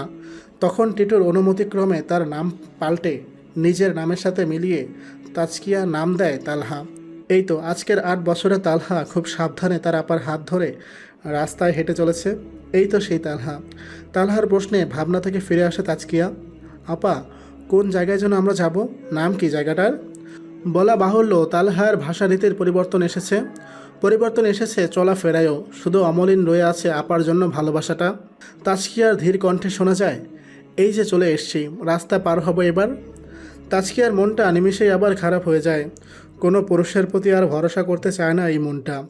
পুরনো ঘটনা কোমল মনে একটা দগদগে ঘা তৈরি করেছে। তার রেশ এখনও কাটেনি, কিন্তু বড় মেয়েকে সুপাত্রে দান করার পর ছোট মেয়ের চিন্তায় অসুস্থতা বেড়েই চলেছিল তাজকিয়ার বাবার। তার উপরে দাদির অনবরত বিয়ে নিয়ে তোলপাড়ের কারণেই আজকে তাদের ঠিক করা ছেলের সাথে দেখা করতে আসা। ছেলে নাকি বাবা মায়ের পছন্দ হয়েছে, এখন শুধু তাজকিয়ার মতের অপেক্ষা। মেয়েটা তো মনে মনে পণ করেই ফেলেছে, যেমনই হোক বাবাকে বলবে ভালো লাগেনি পাত্র। ছেলে মানুষের উপরে তার বিতৃষ্ণা এসে গেছে, আর ভিডিওর কথা শুনলে নিশ্চয়ই পিছিয়ে যাবে। হ্যাঁ, কেই বা এমন মেয়েকে বউ হিসেবে চাইবে? যদিও বাবা মা ভিডিওর কথা বলতে নিষেধ করেছেন, তবুও তাজকিয়া বলবে। এটা কোনো লুকানোর বিষয় নয়, একদিন না একদিন প্রকাশিত হবেই। তখন কি হবে? রেস্টুরেন্টে বুক করা নির্ধারিত কেবিনে তালহাকে নিয়ে চলে যায় তাজকিয়া। এসির শীতলতায় মুখের আবরণ আলগা করে, টিস্যু দিয়ে মুছে নেয় জমে থাকা ঘামটুকু। তালহাকে বসতে বলে আড়াআড়ি থাকা আরেকটা সোফায় মুখোমুখি জায়গাটা ফাঁকা রাখে। এরই মাঝে ফোন আসে মিতালের। কেমন আছিস তাজ? ফোন কানে নিতেই হাসি ফুটে ওঠে তাজকিয়ার মুখে। হাসি মুখেই জবাব দেয়, আলহামদুলিল্লাহ ভালো আছি, তুই কেমন আছিস? ভালো। শোন, আমার সাথে দেখা না করে কিন্তু বাসায় যাবি না, ঠিক আছে? আচ্ছা। ফোন রাখার আগেই ভেসে আসে একটা পুরুষের কণ্ঠ, আসসালামু আলাইকুম। ফোন রেখে দেয় তাজকিয়া। ঘাড় গুড়িয়ে সালামদাতার দিকে তাকাতেই যেন স্নিগ্ধ এক আবেশ ঘিরে ফেলে তাকে। উত্তর নেয় সে, ওয়ালাইকুমুস সালাম। এদিকে লোকটাকে তীক্ষ্ণ নজরবন্দি করেছে তালহা। তার আপাকে বিয়ে করবে, লোকটাকে দেখতে হবে না ভালো করে? পরপর নীরবতা নেমে আসে উভয় পক্ষ থেকে। সামনে থাকা পুরুষই গলা খাকারে দিয়ে কথা শুরু করে, আপনি কি অনেকক্ষণ এসেছেন? বেশি দেরি করে ফেললাম আমি? ঘাড় নাড়িয়ে না জানায় তাজকিয়া, বলে, অল্প কিছুক্ষণ হবে এসছি। আচ্ছা, কিছু অর্ডার দিয়েছেন? না। তাহলে অর্ডার দিই কিছু। কি অর্ডার দিব বলেন? আপনার যা ইচ্ছা। আমি তো আর একা খাবো না, আপনিও বলুন। আমি রোজা আছি, আপনি আমার ভাইয়ের জন্য একটা আইসক্রিম অর্ডার দিতে পারেন, এছাড়া আর কিছু দরকার নেই।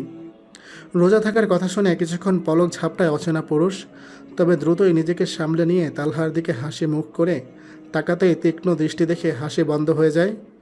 কি ভাই বোন এরা? একজন তো তাকাচ্ছেই না, সেই যে কুলের উপর নজর দিয়েছে তো দিয়েছেই, আরেকজন নজর সরাচ্ছেই না। বাহ, দারুণ। অর্ডার দিয়ে কথা আগায় অপরপক্ষ। জীবনসঙ্গী হিসেবে আপনি কথা পূর্ণ করতে দেয় না তাজকিয়া। কথার মাঝেই ক্রস্ত কণ্ঠে বলে ওঠে, 1 বছর আগে আমার একটা ভিডিও ভাইরাল হয়েছিল। কথাটুকু শোনে মানুষটা, তারপর নিজের কথা পূর্ণ করে। জীবনসঙ্গী হিসেবে আপনি কেমন মানুষ চান? নিজ কথার বিপরীতে অসঙ্গলগ্ন উত্তর পেয়ে চোখ উঠিয়ে তাকায় তাজকিয়া। এটা কেমন উত্তর হলো? আমি আপনাকে কিছু বলেছি, আমিও আপনাকে কিছু বলেছি। বুঝতে পারে উত্তর না দিলে উত্তর মিলবে না। সচরিত্রবান কোনো মানুষকে, যার মাঝে ইসলামের প্রতি ভালোবাসা আছে, আগ্রহ আছে মেনে চলার, ব্যাস এতটুকুই। জি। নত কণ্ঠে জবাব দেওয়ার পর তাজকিয়া আবার বলে, 1 বছর আগে আমার একটা ভিডিও ভাইরাল হয়েছিল। সরল কণ্ঠে পুরুষটি শুধায়, কি নিয়ে? অস্বস্তি ভর করে তাজকিয়ার চোখে মুখে। আমতা আমতা করে বলে, শত্রুতাবশত কেউ এআই ব্যবহার করে। আর বলতে পারে না মেয়েটা। স্মৃতিগুলো চোখে ভাসে, দুর্গন্ধ যেন ভেসে আসে সেই স্মৃতি থেকে। তবে সামনের মানুষটা স্বাভাবিক, ও আচ্ছা, বুঝতে পেরেছি। সে কে ছিল? পুরনো প্রেমিক? না, লোকটা হিন্দু ছিল। বলেছিল সে মুসলিম হতে চায়, আমি যেন তাকে সাহায্য করি। আমাকে পাশে থাকার প্রস্তাব দিয়েছিল, কিন্তু আমার সন্দেহ লাগায় সরে আসি। প্রস্তাব নাকচ করি, তাই এরকম করেছে। আবারও নেমে আসে নীরবতা। তালহা আইসক্রিম খাচ্ছে আর তার শকুন দৃষ্টি নিক্ষেপিত লোকটার উপর। এই লোকটাকে একটু চেনা চেনা লাগছে না? পুরুষটি আবার শুধায়, আমাকে জিজ্ঞেস করার মতো কোনো প্রশ্ন নেই আপনার? তাজকিয়া কিছুটা অবাক হয়। ভিডিওর কথা শুনেও নিশ্চয়ই বিয়েতে আগাবে না। তাহলে কথা বাড়ানোর মানে কি? মুখে বলে না। তার শব্দ সংখ্যা খুবই সীমিত। তাহলে কি আমি হ্যাঁ ধরে নিতে পারি? এবার প্রকৃতই আশ্চর্য হয় তাজকিয়া। লোকটা তাকে বিয়ে করতে চাচ্ছে কেন? আশ্চর্য কণ্ঠে সে বলে, আপনি আমাকে বিয়ে করতে চাচ্ছেন? জি, সেজন্যই এখানে আসা। আমার একটা ভিডিও ভাইরাল হয়েছিল জেনেও? এখানে কি আপনার কোনো দোষ আছে? না, আবার হ্যাঁ। ভ্রু কুঁচকে আসে মানুষটার। এটা আবার কেমন উত্তর? মানে? সরল দৃষ্টিতে দেখতে গেলে আমার কোনো দোষ ছিল না, আমি ছিলাম ভিকটিম। কিন্তু এখানে আমার একটা ত্রুটি ছিল। আমার অবাধ চলাফেরা লোকটাকে সুযোগ দিয়েছিল, নতুবা সে আমাকে ফাঁসানোর সুযোগ পেত না। গম্ভীর চিন্তা দেখে মুগ্ধ হয় সামনে বসে থাকা মানুষটা। প্রসন্ন কণ্ঠে বলে, এখন আপনাকে দেখে মনে হচ্ছে আপনি অবাধ চলাফেরায় লাগাম টেনেছেন। তাহলে আর সমস্যা কোথায়? প্রকৃতই লাগাম টেনেছে তাজকিয়া। নিজেকে আবৃত করেছে পবিত্রতার আবরণে। এখন চাইলেই যে কেউ তাকে দেখতে পারে না, থাকতে হয় অনুমতি, বৈধ অনুমতি। কিন্তু যখন ভিডিও বা এ সম্পর্কিত কোনো কথা আপনার পরিবারের কাছে যাবে, তখন তাদের কিভাবে হ্যান্ডেল করবেন আপনি? দৃঢ়চিত্তের উত্তর ভেসে আসে, এটা আমার দায়িত্ব। আমার জীবনের অংশ হলে আমি আপনার কোনো অসম্মান আমার শত্রু থেকে হতে দেব না। এটা আমার অঙ্গীকার। অপলক চেয়ে রয় তাজকিয়া। এই অঙ্গীকারে টালমাতাল হয়ে যায় মন। অনর রইল কি তার ভাবনা? যাবার কালে তাজকিয়ার পেছনে তালহা লোকটাকে টেনে ধরে। ভ্রু কুঁচকে সন্দেহী কণ্ঠে প্রশ্ন করে, আপনাকে আমার চেনা চেনা লাগছে, মনে হচ্ছে আগে কোথাও দেখেছি। সাহস্য কণ্ঠে জবাব আসে, গুড, কারোর তো চেনা উচিত। শালা সাহেবের যে আমার কথা মনে আছে তাতে আমি ধন্য। এই, আপনার নাম কি? হাসি মুখে লোকটা উত্তর দেয়, ইস্তিয়াক, ইস্তিয়াক মাহমুদ। জীবনের অনেক বড় একটা মোড় পার করে ফুল সজ্জিত একটা কক্ষে বসে আছে তাজকিয়া। কিভাবে সবটা হয়ে গেল সে বলতে পারে না। কেমন ঘরে থেকে বিয়েটা করে ফেললো সে। বিয়ে, হ্যাঁ বিয়েই তো। লোকটাকে সে ফেরাতে পারেনি, তার জীবনের অংশ হয়ে গেছে। তার অঙ্গীকারে বাধা পড়েছে। দরজা খোলার আওয়াজে ভাবনাচ্যুত হয় তাজকিয়া। তাকিয়ে দেখে মানুষটার আগমন। এই ঘরে তার জীবনে সামনে এসে দাঁড়ায় ইস্তিয়াক। তখনও তার দিকে এক ধ্যানে তাকিয়ে তাজকিয়া। শব্দ করে ইস্তিয়াক। তাজকিয়ার যান্ত্রিক কণ্ঠ ভেসে আসে, আমার মতো মেয়েকে কেন বিয়ে করলেন আপনি? হাসে ইস্তিয়াক। জবাব দেয়, কারণ আমি জানি তুমি নির্দোষ, পবিত্র, ঠিক তোমার নামের মতো। নতুন মানুষটার নতুন সম্বোধনের পলক ফেলে তাজকিয়া। দৃঢ় বিশ্বাসী লোকটার চিত্ত চেয়ে শুধায়, কিভাবে জানেন? ইস্তিয়াক অনুভব করে সবটা, জানানোর তাগিদ, সবটা। নরম শান্ত কণ্ঠে অনুমতি চায়। চলো বারান্দায় যেয়ে বসি। পা বাড়ায় তাজকিয়া। নতুন মানুষটার সাথে নতুন জীবনে। পরিবেশটা শান্ত, শীতল।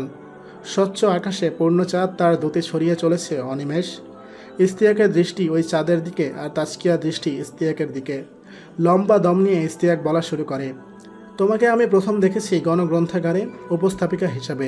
মানুষ শুদ্ধ ভাষা শেখার পরে নিজের আঞ্চলিক ভাষাকে হেয় করে, খাটা চোখে দেখে।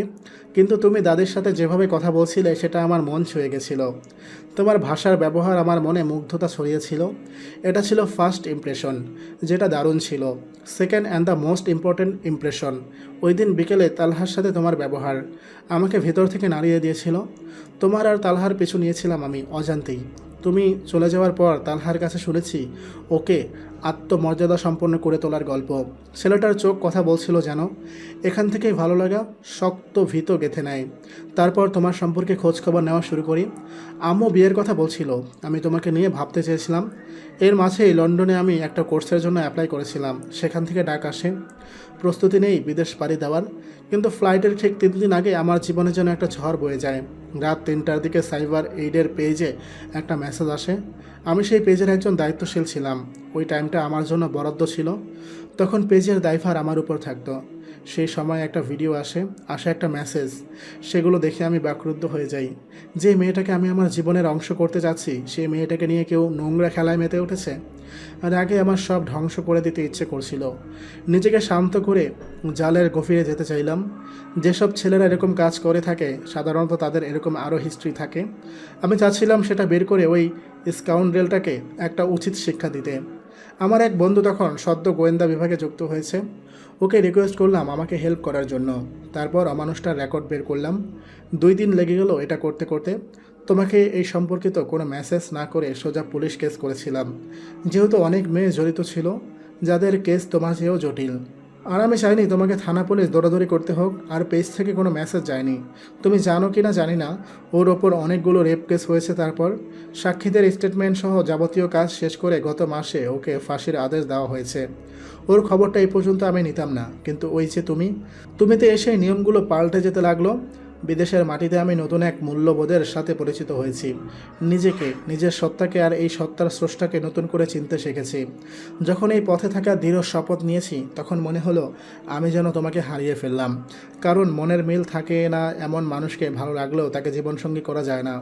তোমার কথা মনে হলে শুধু আল্লাহর কাছে কল্যাণ চাইতাম। 2 মাস আগে যখন দেশে ফিরলাম তখন তোমার খোঁজ নিতে চাইলাম বারবার। আবার ভাবছিলাম কাজটাকে ঠিক হবে।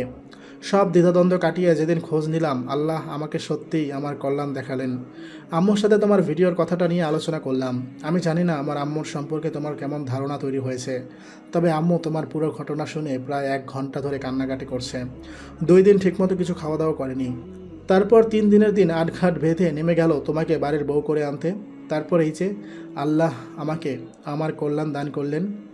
লম্বা কথা শেষে থামলো ইস্তিয়াক। তাজকিয়ার পানে চেয়ে দেখলো মেয়েটার কপাল অশ্রুতে মাখামাখি। হাসলো সে, সুখের হাসি, পাওয়ার হাসি। তারপর বলল, চলো স্বচ্ছ আল্লাহর কাছে শুকরিয়া আদায় করে আমাদের নতুন জীবন শুরু করি। তাজকিয়া বিড়বিড়ায়, স্বচ্ছ স্বচ্ছ। কাপা কাপা গলায় জিজ্ঞেস করে, এত কিছু আপনি কেন করলেন? মধুর হেসে ইস্তিয়াক বলে, তোমাকে পাওয়ার জন্য। আবার বলে, তুমি আমার জীবনের কল্যাণ, স্বচ্ছতা, তোমাকে আমি স্বচ্ছ বলেই ডাকবো। চলো। বাড়িয়ে রাখা হাত আঁকড়ে ধরে তাজকিয়া। চলতে চলতে নিজ উদ্যোগে শক্ত করে সেই হাতের বাঁধন টের পেয়ে হাসে ইস্তিয়াক। সেও শক্ত করে ধরে তার স্বচ্ছ হাত। নতুন এই বন্ধন শুরু হয় রবের প্রতি কৃতজ্ঞতায় সামিল হয়ে। সমাপ্ত। আসসালামু আলাইকুম। এই গল্পটি এখানে শেষ হলো। এই গল্পটি আপনাদের কেমন লেগেছে আমাদেরকে কমেন্ট করে জানাতে ভুলবেন না। আর এরকম ইসলামিক গল্প আপনারা নিয়মিত শুনতে অবশ্যই আমাদের ইউটিউব চ্যানেলটি সাবস্ক্রাইব করবেন এবং আমাদের পাশে থাকবেন। আজকের মতো বিদায় নিচ্ছি, তবে যাচ্ছি না। আবারও ফিরে আসব নতুন কোনো গল্প নিয়ে। সে পর্যন্ত সবাই ভালো থাকবেন, সুস্থ থাকবেন। আল্লাহ হাফেজ।